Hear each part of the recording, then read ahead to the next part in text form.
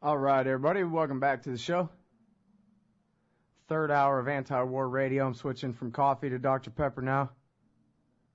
Stretching my eyeballs out. All right. On the phone is Mike Gogulski from BradleyManning.org. Welcome back to the show. Hey, Scott. Thanks for having me on. Dr. Pepper sounds great, by the way. Yeah, it's my favorite. The serum of life. They ought to pay me money.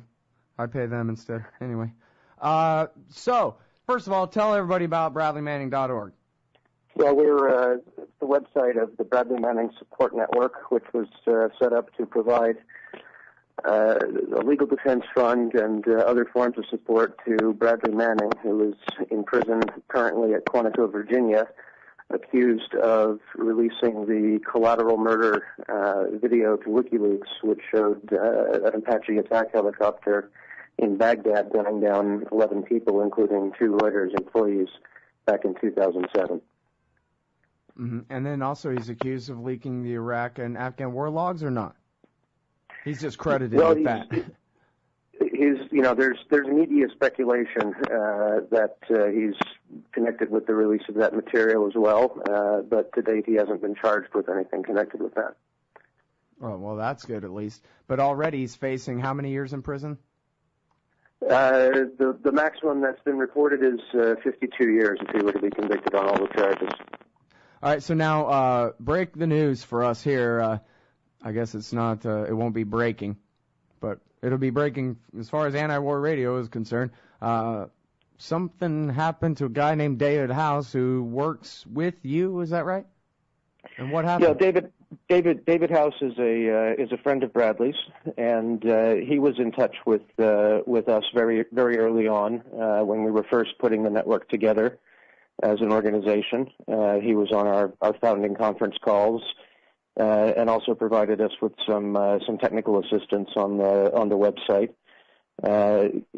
Being that he's a friend of Brad's, also he's visited Bradley at Quantico 2 or 3 times since Bradley was moved from the field confinement facility in Kuwait to the USMC brig at Quantico, Virginia. So David last week was returning from a vacation to Mexico, and in the process of making a connection at Chicago O'Hare Airport, was detained by Customs initially, later DHS and FBI, questioned extensively about his involvement with Bradley Manning, why he was visiting Manning in prison, what his connection was to us, and additionally his electronic devices were seized and retained, including a laptop computer. Now, he was requested to provide the encryption keys to decrypt the contents of his computer, which he refused to do. And he requested of the DHS and FBI that he be able to get the 20 hours worth of programming work that he'd accomplished at some point during his vacation off of the computer so that he wouldn't lose, that product of his labor. And he wasn't allowed to do that.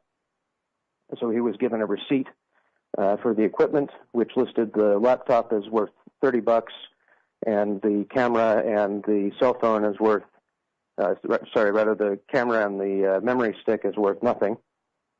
And apparently the cell phone was returned to him after its contents were copied. All right, now, I think Glenn Greenwald has something here that corrects what I said. Did I get it wrong that this guy is a student at MIT? He's an employee of MIT. Oh, I see. Okay, and now Greenwald is saying, look, what's going on here is the guy left the country, so then now Customs has basically no standard of probable cause or reasonable suspicion or any kind of thing, or any requirement that they have to go to a court to prove anything. They can basically do whatever they want, so they just took advantage of this situation. Well, I think it's worse than that. I mean, it's not Customs per se. I mean, the fact is that because David is visiting Brad in prison, or because of his involvement with our network, he's listed in a database somewhere now as a person of extreme interest. and is going to be subject to essentially warrantless search and seizure as part of a governmental fishing expedition to obtain evidence that they wouldn't otherwise be able to obtain. Mm-hmm. Well, and then, even if that evidence doesn't exist. It's really a matter of intimidation, right? To get anybody who's working with you at bradleymanning.org to be afraid that maybe something bad might happen to them, and maybe they're, ought to pull back a little bit. Well, I'm not convinced that that the U.S. government is all that afraid of the Bradley Manning Support Network. I think the threat here is definitely WikiLeaks. Well, that's true. But then again, a sound legal defense could really put the government on trial. After all, the young man is obligated by the law to do the right thing, regardless of his particular orders. He's duty bound to the Constitution and to honor and truth and all that, like in the TV commercial. Oh, sure, but let's remember, truth is falsehood, and up is down, and the sun rises in the west and sets in the east. So I mean, yeah, it is intimidation, certainly, and I don't know yet if anyone else connected to our network has tested the borders and run into this. Daniel Ellsberg is a member of our advisory board, and that's public knowledge. He was able to travel to London and back as part of the release of the Iraq material just a little while back. So apparently he's not on the list yet. All right, now hold it right there, Mike. When we get back, everybody, we'll finish up talking with Mike Gogulski about Bradley Manning, the support network, and any more details on this persecution that we need to know about here. BradleyManning.org is the site. All right, y'all, welcome back to the show. It's Anti-War Radio. I'm Scott Horton. Talking with Mike Gogulski from BradleyManning.org. Save Bradley Manning. It's the movement. And listen, let's not mince words. Our very lives depend upon truth, said Bill Hicks, and I think he was right. What Bradley Manning did was provide evidence of war crimes to the American people, to the American media, by way of a foreign web server. He's nothing but a hero. He didn't do anything wrong to anybody. The Afghan war logs did not get a bunch of people killed, like in the propaganda about WikiLeaks has blood on their hands. It never happened. There was a senator asked Robert Gates about it, and Robert Gates wrote him back and said, nah, that never happened. Admitted it. Just propaganda against people who give you the truth about the brutality of the American empire. Simple as that. They're persecuting this kid, Bradley Manning, I keep calling him a kid just because I feel so old now, but he's not. He's a young man who took a lot of responsibility and did a heroic thing. And one thing I like about Mike is that he can tell how important this is and how heroic what Bradley Manning allegedly did. And he deserves our support. And so now I'd like to give you a chance, Mike, to tell us about your activism, about the website, about how people can help, the successes you've had so far. I know you had rallies all over the place. Go ahead and get them on board for BradleyManning.org, Mike. Say whatever you want about Bradley himself, about WikiLeaks. It's your floor.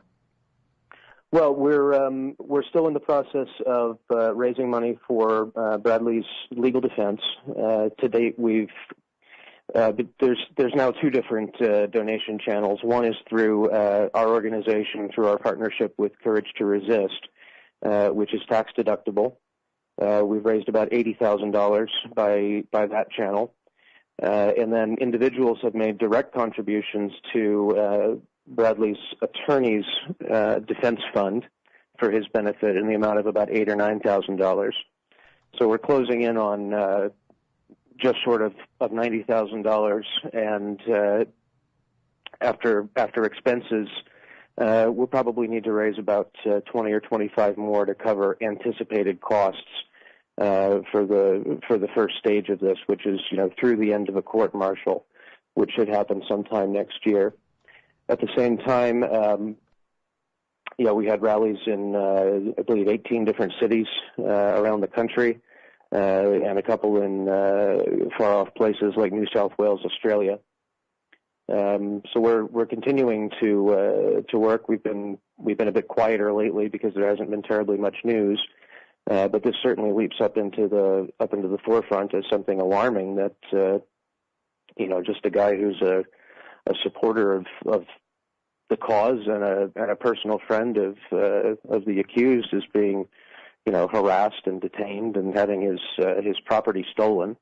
Effectively, there's very, very little confidence that he's ever going to get this equipment back, and he's certainly not going to get back the value of the work that he didn't have a copy of on that laptop. So I find it very alarming. Well, as Glenn Greenwald points out, they did the same thing to this gentleman, Applebaum, from WikiLeaks back just a few months ago. Seized all his stuff, and I guess apparently promised him that every time you ever come to America, we're going to do the same thing to you. And yeah, he hasn't gotten his stuff back either. Well, I guess we won't have to wait too long before the House of Representatives under Republican control goes ahead and draws up an Official Secrets Act like the Brits have to criminalize what WikiLeaks does on American soil, although if their servers in Sweden or Iceland, I don't know how that works, but I guess Congress can do whatever they want.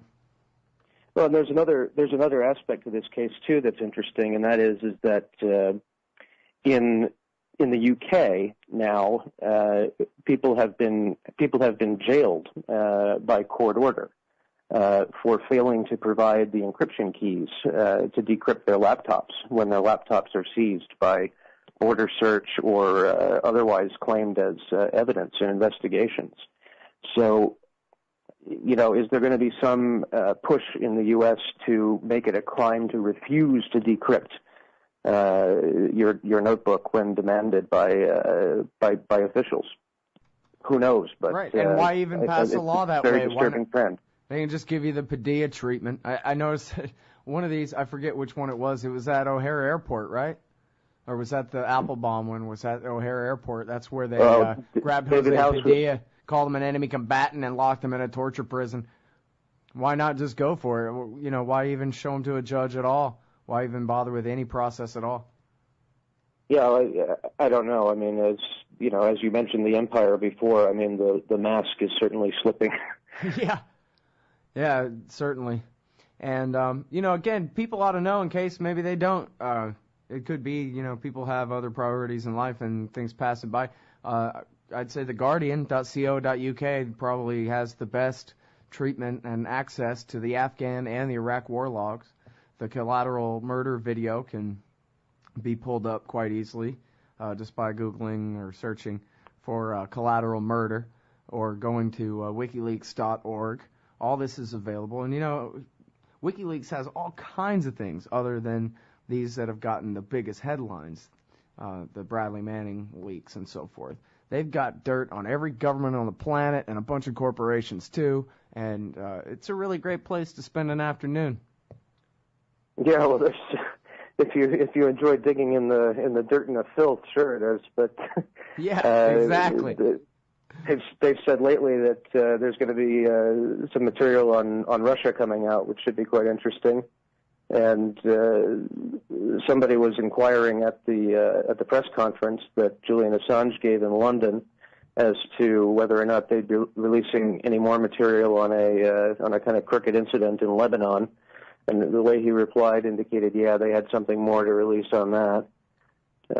So it's an interesting time for kind of whistleblower journalism. I think we're in a new era here. Yeah. Well, and people should not let themselves be fooled by the demonization of Julian Assange and Bradley Manning. I mean, it's just anything about how terrible these people are is just the beginning from the get-go 180 degrees from the truth. Those who favor empire would like to make it seem as though somehow this is betraying the soldiers, betraying America, betraying what's good and true and whatever. But it's completely the other way around. Our very lives depend upon truth, like Bill Hicks said. Without access to what's happening, how are we, the people, supposed to use our democracy or whatever to make the politicians do what we want? Otherwise, we're just turning everything over to them if it's all in secret. And then look, when the secrets are exposed, look how horrible it is. Men, women, and children being blown to smithereens. It's crazy. I mean, you try to engage folks on the other side of this thing, and a lot of the time, unfortunately, you find that, hey, both of you might be speaking English, but man, you're not speaking the same language. Yeah. Well, it's the right-wing media in America has really done a great job of separating what it is they're telling their audience from the rest of the debate. I mean, really, there are people who think that the Sharia law is trying to put gays in the Marine Corps this week or something, and that's what's important this week. Not Bush bragging about torture, not the persecution of those who would support Bradley Manning, the hero. And it is incredible, but then again, the truth is really obvious, so sometimes I'll wake them up if they can have some access. Thanks, Mike. To a brighter tomorrow. Always a pleasure, Scott. Appreciate it, man.